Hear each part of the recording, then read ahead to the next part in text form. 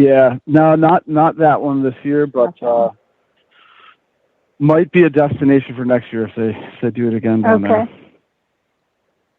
Cool. Yeah. I know we got a lot more questions, I think.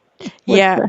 I had asked if there was any questions in chat, and I was kind of reading through, and one of the ones was, can you please let us know where his honey hole is? I saw that. So yeah, I was like, that's not happening. They're all over the place. Mm-hmm. Not just one.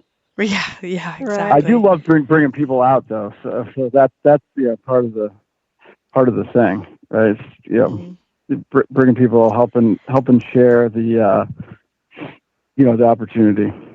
It's awesome. Very cool. And you already had your recovery story, your recovery return. It's what you got the metal detector for in the first place. Have you gotten any calls to help find anything else after that? I have, and I think for a variety of reasons, I haven't been successful in finding wedding rings since, maybe once or twice. But that's probably because they didn't actually lose them where they thought they did. Yeah. No, I was going to mention, I do have a dog tag from World War II that I'm very eagerly looking forward to returning to the owner. So I'm trying to work with the local library who has some history Facebook groups, and we're going to try to find the owner and do some pictures and put them up there. So I'm looking forward to that.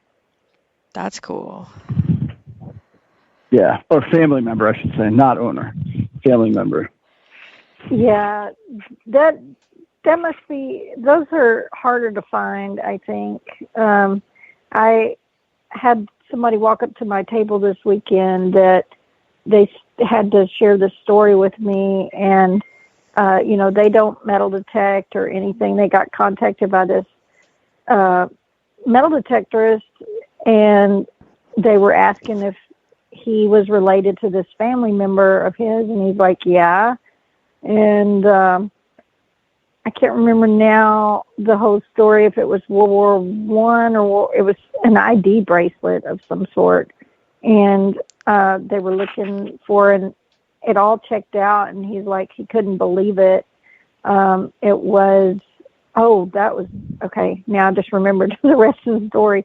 So apparently his plane went down, and it was found on a beach near where his grandfather's plane had went down, and they were able to return it to the family, and so it was his grandfather. Wow. Yeah, I mean, I couldn't imagine, someone contacted me after that long ago, and that's just amazing. So I hope you can find that, because that'll make a really cool story, to at least find the person's probably deceased, but if you can find part of the family, it can really make a difference. Yeah, exactly. Yeah, we're really, really looking forward to that. So we have a question in chat. Tim Ildigger would like to know, what is your oldest U.S. silver coin found? Oh man, probably not that old. Like I said, I don't dig a ton of silver. So I think in 1880s, I think it's in 1888, seeded dime. Nice. I hope I'm not forgetting something older. Yeah. That's nice though. And then here in Texas, they're harder to come by. Oh yeah, absolutely. Yeah. And I noticed a lot of these farm fields too, you have to get closer to a house site, like a true not a starter home, but a true house site to start finding the silvers, or near the foundations, because out in the fields it seems to always be coppers or trade tokens or store coins or I'm not sure why. Yeah. Wait, was it about oldest U.S. silver or Eddie silver? Oldest U.S. Yeah. So, hey, what's your oldest silver? Okay. Half reals. Nice. A couple half reals. Wow. Yeah. Awesome. Nice. I think there was another. Yes. Ray would like to know, are you going to come to the dark side, aka YouTube? I've thought about it, and it's funny because my wife had gotten me, I think last year for Christmas, or maybe it was the year before, these sunglasses that have cameras in them. They're like Ray-Bans, and you can just like tap the side and start recording. And just thought it would be great for like recording metal detecting videos because you still have both your hands. You can focus on the thing that you're looking at. So it was a great idea, but I mostly use it while I'm golfing, which is another hobby of mine. So I don't know, probably not anytime soon, just because it takes up. I don't know, the editing for me. I'm so meticulous; it would take up a lot of my time. But never say never. I would love to do it because it's such a great like creative outlet. I think for a lot of people.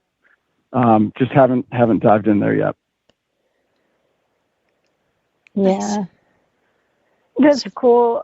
Someone had gifted me a pair of those, but they weren't the Ray-Ban, but a pair of those sunglasses.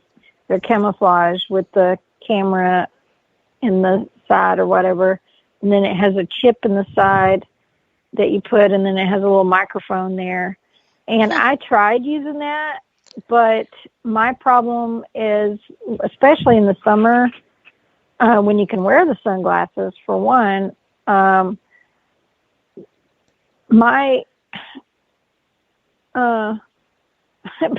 number one, I've got a small head, so stuff doesn't always fit right. So even if I wear something to kind of keep the sunglasses on, still when you sweat, you know how you get when you're out there, they just tend to slide off my nose and my head. So it's like I gave up on that, but it's a really, really cool concept though, if you can make that work.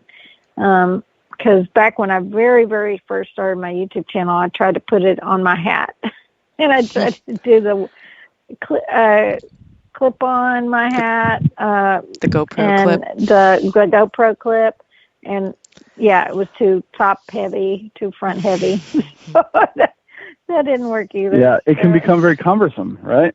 And then it impedes on your detecting.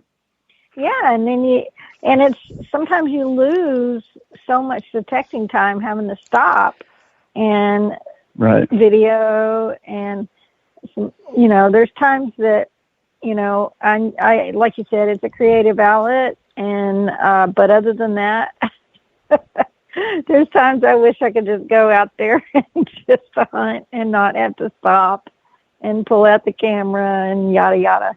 But anyway, it has its pluses and its minuses.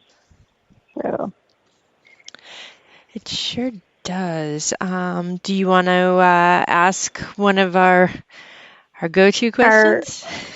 All right. Well, let's ask this. So, Brandon, if you could metal detect anywhere in the world without any rules, regulations, or anything like that, do you have a place you'd love to go hunt or treasure hunt? Yeah. Well, it probably place is. So I don't know if this is a valid answer to the question, but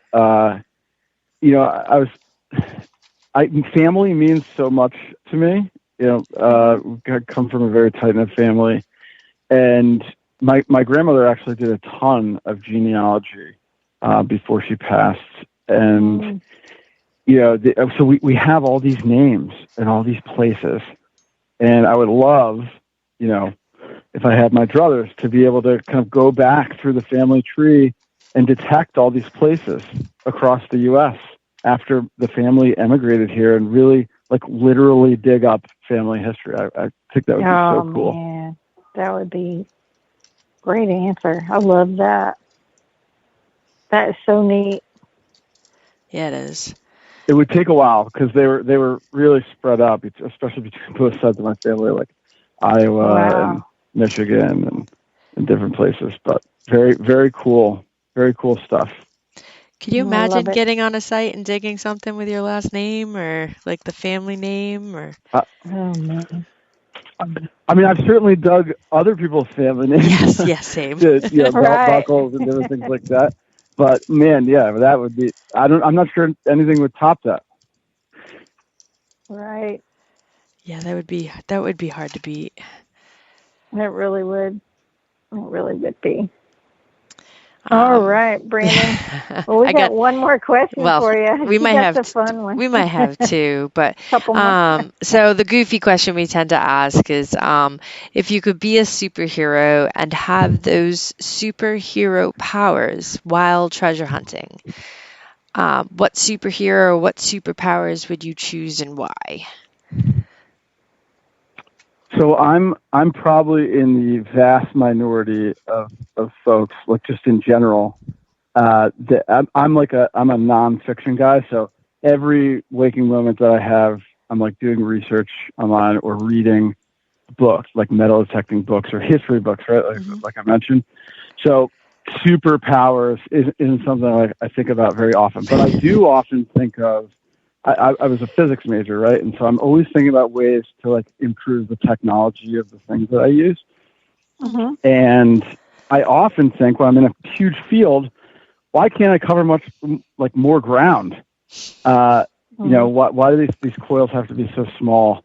Eventually, I think we'll be able to. There will be some limits and confines, of course. But so my answer to that would be probably like some sort of broad like X-ray vision that would allow me to really catalog the shapes and sizes of things underground. So at least it would help me focus in on certain areas without having to, swing over every last square inch of ground. Although that is part of the fun of it. Yeah. But, you can only do so much in a lifetime. So. All right. Well, I'm going to squeeze one more question in, and we've kind of been asking people this year. It's a newer question, but what would you do if you're at a site? You know it's an old site. You know there's got to be stuff there, but you just can't seem to get a signal. How do you go about like changing your pace, or do you call it good and head out, or what would you do at that site?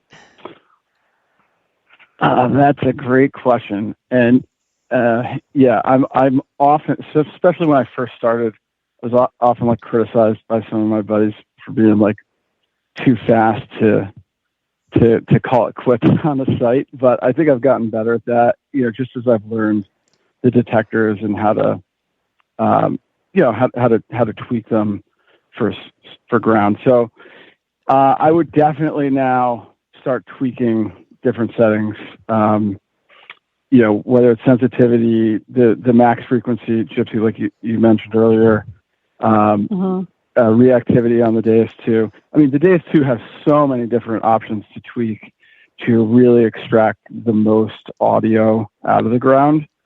So, if I'm not getting something right away, I'm kind of tweaking often on these sites until I get it to a point where, like, I'm getting enough information, but it's not overwhelming. But eventually, if I tweak it enough and I'm still not getting what I'm looking for, I'll probably move on to something different after a couple hours. But yeah, so that's what I would do. All right. Well, awesome. Well, thank you so much, Brandon. It's been a pleasure having you on here, and we're out of time, and a lot of people are starting to jump ship right now. I think there's another podcast on right after ours. So Thanks for joining us, and you all be sure and check out Brandon's social media.